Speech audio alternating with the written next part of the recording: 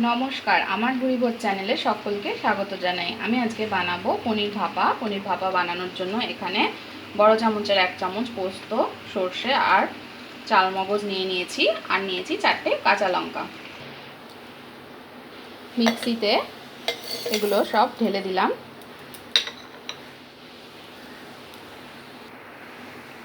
এবার এর মধ্যে দিয়ে দিচ্ছি নুন, আর দিয়ে দেব অল্প জল। এবার মিক্সিতে এটা ভালোভাবে পেস্ট করে নেব। সর্ষে, পোস্ত, চারমগজটা আমি মিক্সিতে একবার ঘুরিয়ে নিয়েছি। এবার আমি এর মধ্যে কয়েকটা কাজু দিচ্ছি। কাজু দিয়ে এটা আবার আরেকবার ঘুরিয়ে নেব। কড়াইতে সর্ষের তেল দিয়ে দিয়েছি। পনিরগুলো আমি একটু ভেজে নেব।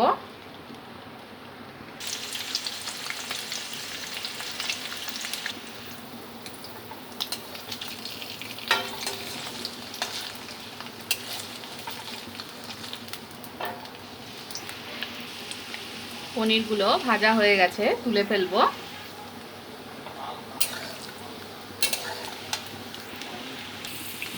পনিরগুলো তোলা হয়ে গেছে, এবার বাকি পনিরটা দিয়ে দিয়েছি। এখানে আমি একটা টিফিন বক্স নিয়ে নিয়েছি। এবার সর্ষে, পোস্ত, চালমগজ আর কাজুর মিশ্রণটা আমি এর মধ্যে ঢেলে দিচ্ছি। এর মধ্যে আমি দিয়ে দেব হলুদ গুঁড়ো। এর মধ্যে আমি কালারের জন্য একটু কাশ্মীরি লঙ্কার গুঁড়ো দিয়ে দিচ্ছি। দিয়ে দেব একটু চিনি, আর দিয়ে দেব সর্ষের তেল।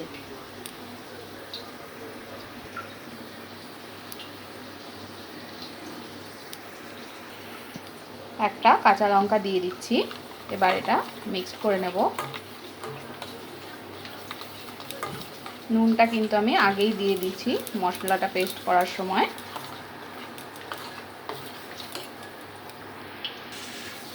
এবার আমি ভেজে রাখা পনিরগুলো দিয়ে দিচ্ছি।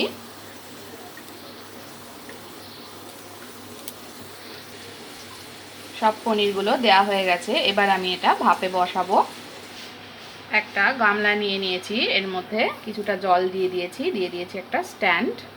জলটা একটু গরম হয়ে গেছে, আমি টিফিন বক্সটা এখানে বসিয়ে দিচ্ছি।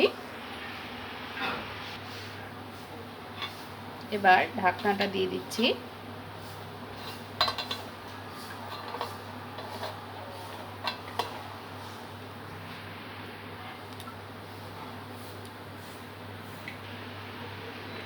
এটা ঢাকা দিয়ে দিয়েছি। 20 মিনিট মতন আমি এটা ভাপিয়ে নিয়েছি মিডিয়াম ফ্লেমে। এবার ঢাকাটা খুলে দিচ্ছি। এটা স্টিম করার সময় খেয়াল রাখতে হবে টিফিন বক্সের নিচে যেন জলটা থাকে, নইলে কিন্তু ফুটতে ফুটতে জলটা টিফিন বক্সের ভেতরে ঢুকে যেতে পারে। সেই জন্য জলটা অল্প করে দিতে হবে। এবার আমি 20 মিনিট পরে গ্যাসটা অফ করে দিচ্ছি। একটু ঠান্ডা হলে আমি টিফিন বক্সটা তুলে নেব। টিফিন বক্সটা এবার খুলে নেব। এটা আমার রেডি হয়ে গেছে। একটা পনির আমি তুলে দেখিয়ে দিচ্ছি।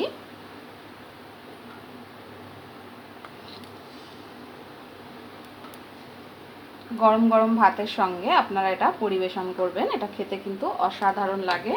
ট্রাই করে জানাবেন কেমন লাগলো। ভালো লাগলে আমার চ্যানেলটাকে সাবস্ক্রাইব করতে ভুলবেন না।